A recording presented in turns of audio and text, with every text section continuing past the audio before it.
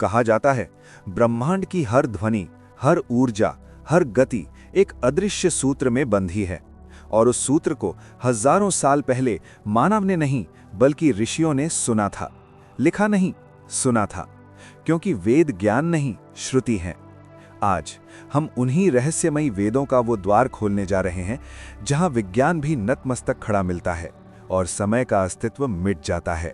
रात के गहरे सन्नाटे में एक युवा साधक आर्यन हिमालय की ऊंची चोटियों में स्थित एक प्राचीन गुफा तक पहुंचता है। गुफा के भीतर हवा भी स्थिर थी, पर दीवारों पर उकेरे गए चिन्ह मानो हल्के हल्के कंपन कर रहे थे। ये वही गुफा थी जहां हजारों वर्षों से ऋषियों का ध्यान संपूर्ण सृष्टि को स्पर्श करता रहा है। अचानक उसके सामने एक तेजस्वी प्रकाश प्रकट हुआ। वो शांत था, पर भीतर अनगिनत सूर्य की चमक छिपी थी। आर्यन घबरा गया, पर प्रकाश ने कोमल स्वर में कहा, डरो मत, तुम सत्य की खोज में आए हो और वेदों का रहस्य केवल शब्दों में नहीं, कंपन में छिपा है। ये ज्ञान संसार ने नहीं, ब्रह्मांड ने दिया है। आर्यन ने कांपती आवाज में पूछा, क्या वेद सच में मनुष्यों ने नहीं लिखे? प्रकाश मुस्कुराया, वेद लिखे नहीं गए, वेद प्रकट हुए। जब ऋषियों का मन इतना शांत हुआ कि वे ब्रह्मांड की मूल ध्वनि को सुन सके, तभी वेद श्रुति के रूप में उतरे। वे दिव्य कंपन थे जिन्हें मानव ने बस ग्रहण किया। गुफा की दीवारें चमकने लगीं और आर्यन के सामने 4 अदृश्य ग्रंथ जैसे आकाश में उभर आए। प्रकाश बोला, ये है ऋग्वेद, ब्रह्मांड का पहला गीत। लगभग 10,000 वर्ष पुराना माना जाता है। इसमें अग्नि, इंद्र, वायु जैसे देवताओं का वर्णन तो है, पर असली रहस्य ये है कि ये नाम वास्तव में प्रकृति की शक्तियां हैं, कॉस्मिक फोर्सेस जो ब्रह्मांड को चलाती हैं। ये है यजुर्वेद, कर्म और समर्पण का विज्ञान। इसमें बताया गया है कि जीवन में कैसे संतुलन लाया जाए, कैसे मन और प्रकृति एक दिशा में चलें। आज के आधुनिक व्यवहार विज्ञान को जो बातें अभी समझ आ रही हैं, यजुर्वेद ने उन्हें हजारों साल पहले ही कह दिया था।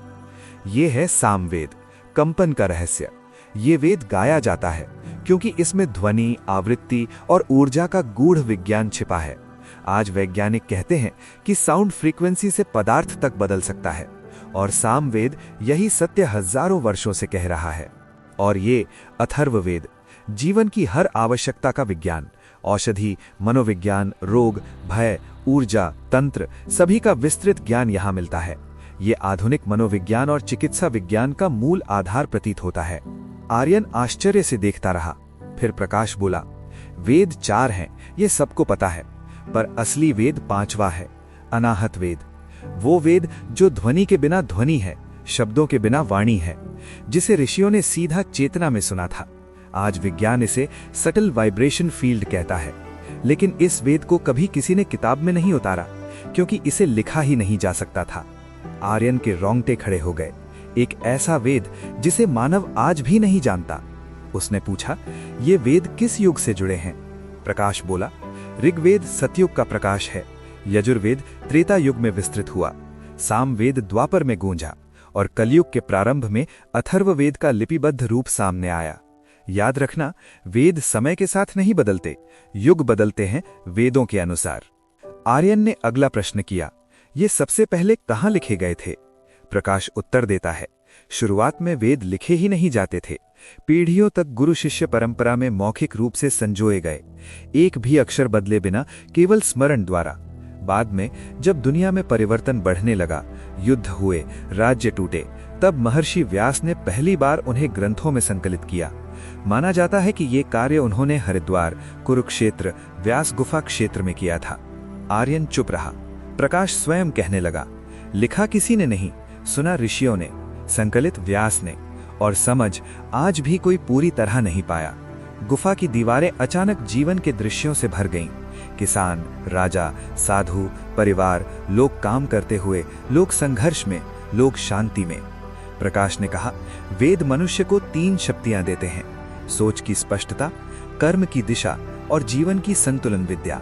आधुनिक भाषा में कहें तो वेद माइंडसेट, बिहेवियर और लाइफ साइंस का कंप्लीट मैनुअल है। ऋग्वेद की एक पंक्ति गूंजी, एकम सद विप्राह बहुधा वदंती, सत्य एक है, मार्ग अनेक। अथर्ववेद बोला, मन एव मनुष्याणाम बंधन मोक्षयोः, मन ही बंधन का कारण है और वही मुक्ति का मार्ग। आज का न्यूरोसाइंस भी यही कहता है कि आपका मन आपकी वास्तविकता बनाता है। आर्यन ने पूछा, क्या वेद विज्ञान से जुड़ते हैं? प्रकाश ने उत्तर दिया, वेद प्रमाण मांगता है, वेद अनुभव देते हैं। दोनों जब एक दूसरे को देखते हैं तो पाते हैं कि वे एक ही सत्य के दो अलग रूप हैं। प्रकाश आगे बोला, अथर्ववेद में गुरुत्वाकर्षण का उल्लेख मिलता है। पृथ्वी गुरुत्वेन ध्रियते।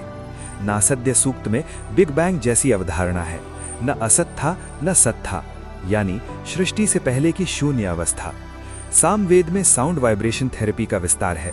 यजुर्वेद में पर्यावरण संरक्षण, जल शुद्धि और प्रकृति संतुलन के स्पष्ट सूत्र हैं। ये वो ज्ञान है जो युगों के पार जाकर आज के विज्ञान से जुड़ता है। अब प्रकाश धीरे से आर्यन के पास आया। सबसे बड़ा रहस्य ये है कि वेद कहीं बाहर नहीं है, वे तुम्हारे भीतर हैं। तुम्हारा मन जब शांत होगा, वेद स्वयं प्रकट होंगे। आर्यन ने पूछा, क्या तू हर इंसान वेदों को समझ सकता है? प्रकाश ने कहा, समझने से नहीं, अनुभव करने से। वेद पढ़े नहीं जाते, जिए जाते हैं। इतने में गुफा में एक आदिम ध्वनि गूंज उठी, ओम। आर्यन की चेतना ब्रह्मांड में विलीन होने लगी। उसने तारे जन्म लेते देखे, आकाश गंगाएं घूमती देखीं और समझ लिया कि मनुष्य मात्र एक लहर है और वेद वो महासागर जहां से सब उत्पन्न होता है। ध्वनि शांत हुई। प्रकाश का अंतिम वाक्य गूंजा, वेदों का रहस्य यही है, ज्ञान अनंत है और तुम उसकी यात्रा का एक छोटा सा हिस्सा। जब तक जीवन है, सीखना है। यही वेदों की सच्ची वाणी है। आर्यन गुफा से बाहर निकलता है। हवा शांत है पर मन में हलचल। वो महसूस करता है कि वेद इतिहास नहीं, चेतना का विज्ञान है और उनका रहस्य आज भी उतना ही जीवित है जितना हजारों वर्ष पहले था। अगर आपको ऐसे छुपे हुए प्राचीन सत्य, ये अद्भुत पौराणिक रहस्य और ब्रह्मांड की अनसुनी कहानियां पसंद आती हों, तो इस यात्रा को आगे बढ़ाने के लिए वीडियो को लाइक कीजिए और चैनल को सब्सक्राइब करना न भूलिए, क्योंकि अगली कहानी शायद आपके भीतर छिपे किसी नए सत्य का द्वार खोल दे।